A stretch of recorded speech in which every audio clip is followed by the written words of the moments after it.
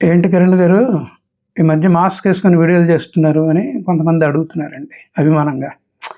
వాళ్ళ కంగారు ఏంటంటే కిరణ్ గారికి ఏమన్నా ఆరోగ్యం సరిగా లేదని. అదేం లేదండి. వయసు మీద పడుతున్న కొద్దీ ఈ పళ్ళు కూడాను కదులుతూ ఉంటాయి కదా, వాటిని రిపేర్ చేయించుకునే పరిస్థితిలో ఉన్నా నేను, అంతే. దాని గురించి మీరు కూడా ఏం కంగారు పడొద్దండి. అయితే ఈ వీడియోలో విషయం చాలా గంభీరమైందండి, చాలా గంభీరమైంది. అదేంటంటే కొంతమంది ఈ దేశంలోనే పుట్టి ఈ దేశంలోనే చదివి అవకాశాలు చిక్కించుకొని ఊహకందకుండా సంపాదించుకుంటారండి. కానీ కాలం ఎప్పుడూ ఒక తీరుగా ఉండదు కదా.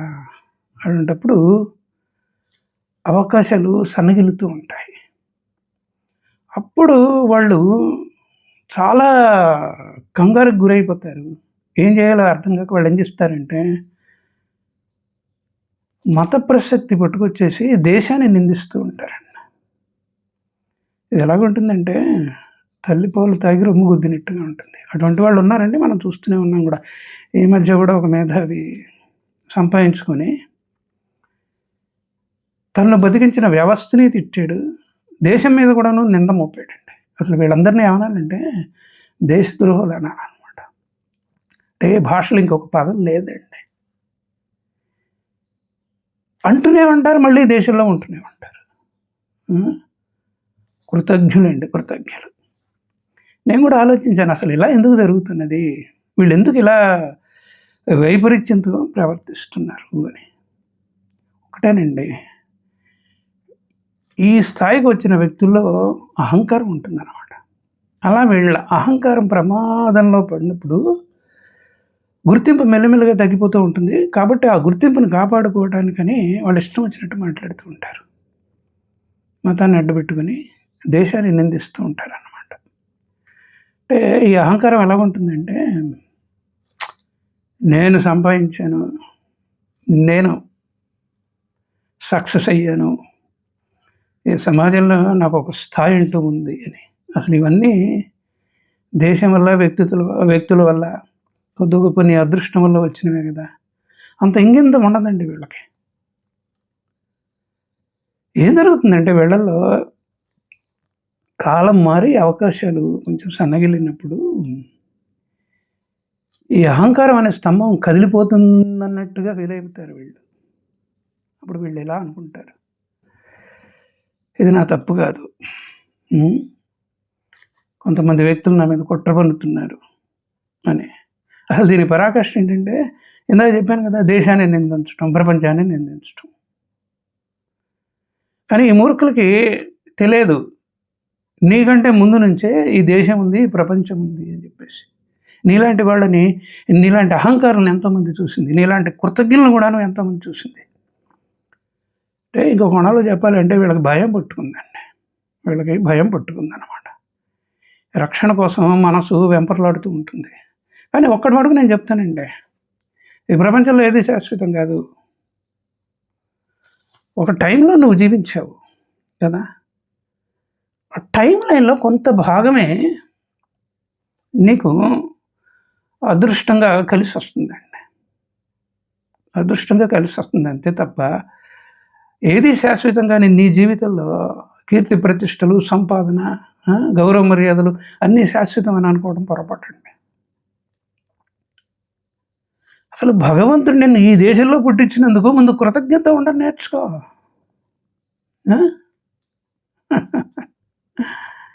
ఈ దేశం ద్వారా, ఈ దేశంలో పుట్టించిన నీ పుట్టుక ద్వారా భగవంతుడు నిజంగా నువ్వు అడిగిందంతా ఇవ్వడండి.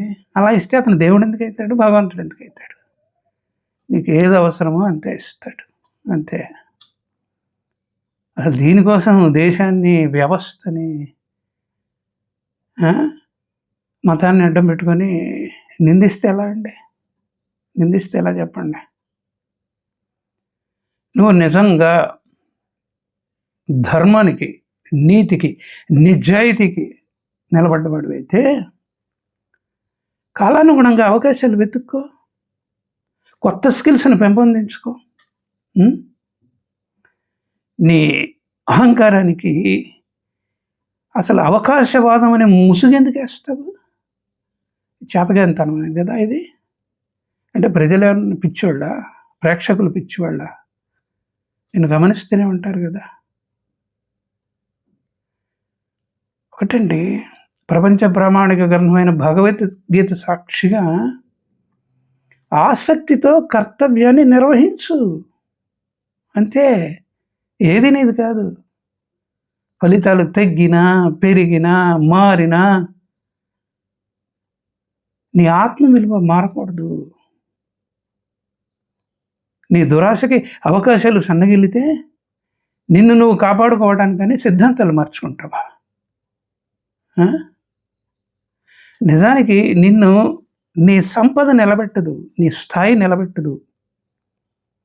పరిస్థితులు అనూహ్యంగా మారినప్పుడు నీ మంచితనమే నిన్ను కాపాడుతుంది, నీ కృతజ్ఞతే నిన్ను కాపాడుతుంది, నీ ధార్మికతే నీకు గౌరవాన్ని ఇస్తుంది. ఒక్కడి గుర్తుపెట్టుకోవాలి, నువ్వు ఏ మతం కూడా ఆదుకున్న దేశాన్ని నిందించమని చెప్పదండి. అలా నిందిస్తే నువ్వు మతహీనుడు అవుతావు. నీకు వ్యక్తిత్వం అంటూ ఉండదు.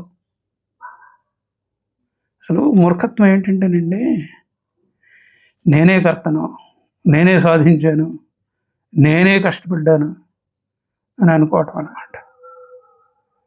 అసలు నీ ఈ స్థాయికి, గుర్తింపుకి ఈ దేశంలో లభించిన అవకాశాలు, వ్యక్తులు అన్నిటికంటే పైన నీ మతము, నువ్వు నమ్ముకున్న భగవంతుడు కారణం. ఈ విషయం కూడా తెలియకపోతే ఎట్లా? నువ్వు నిమిత్త మాత్రుడివి బాబు, నువ్వు నిమిత్త మాత్రుడివి.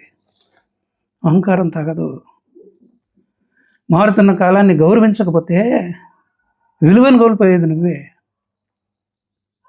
మహారాష్ట్రుల ముందు, చక్రవర్తుల ముందు, ఆదిశంకరాచార్యుల ముందు, చంద్రశేఖరేంద్ర సరస్వతి మహాస్వామిகள் నడిచేదేవుడు అంటారు, ఆయన ముందు, రామకృష్ణ పరమహంస, మా శారదాదేవి, వివేకానంద ముందు, చివరికి రతన్ టాటా గారి ముందు నువ్వెంత? కాబట్టి మారుతున్న కాలాన్ని గౌరవిస్తూ ఆ కాలంతో మారు. మతాన్ని అడ్డుపెట్టుకొని ఎందుకు రాజకీయాలు చేస్తావు? మతాన్ని అడ్డుపెట్టుకొని ఎందుకు దేశాన్ని నిందిస్తావు? ఈరోజు నువ్వు పీల్చే గాలి, నువ్వు తినే అన్నం ఈ దేశంలో ఉంది కదా. కాబట్టి కృతజ్ఞతతో ఉండటం నేర్చుకోవయ్యా. చేతనైతే నలుగురికి సహాయపడు. ఇతర దేశాలకు కూడా పోయి నీ దేశాన్ని నిందిస్తావేంటి? సారీ ఎవరి గురించి మాట్లాడుతున్నారు కిరణ్ గారు అని మీరు అనొచ్చు. పేర్లు చెప్పడం ఎందుకు చెప్పండి. వాళ్ళ పేర్లు ఉచ్చరించి నా నోరుని, నా వాక్కుని అపవిత్రం చేసుకున్నా. కాబట్టి మీరు విజ్ఞులండి. మీరు కూడాను ఎన్నో విషయాలు చూస్తున్నారు కదా, వింటున్నారు కదా, కంటున్నారు కదా. వాళ్ళందరి మీద ఒక విధమైన ఏమంటారు, ఖర్చుతో చేస్తున్నానండి. ఈ దేశంలో ఉంటూ ఈ దేశాన్ని గౌరవించకపోతే ఎలాగా? కాబట్టి ఇటువంటి వాళ్ళని మనం పట్టించుకోవద్దండి. ఇటువంటి వాళ్ళని ముందుకు తీసుకెళ్ళద్దు. ఇటువంటి వాళ్ళకి అధికారాన్ని కూడా కట్టబెట్టద్దు. ఇంతేనండి వీడియోలో, ఇంతకంటే చెప్పాల్సిందేం లేదు. సో ఇదండి సంగతి. ఈ వీడియోని వైరల్ చేద్దామా లేదా అన్నది మీ చేతిలోనే ఉంది.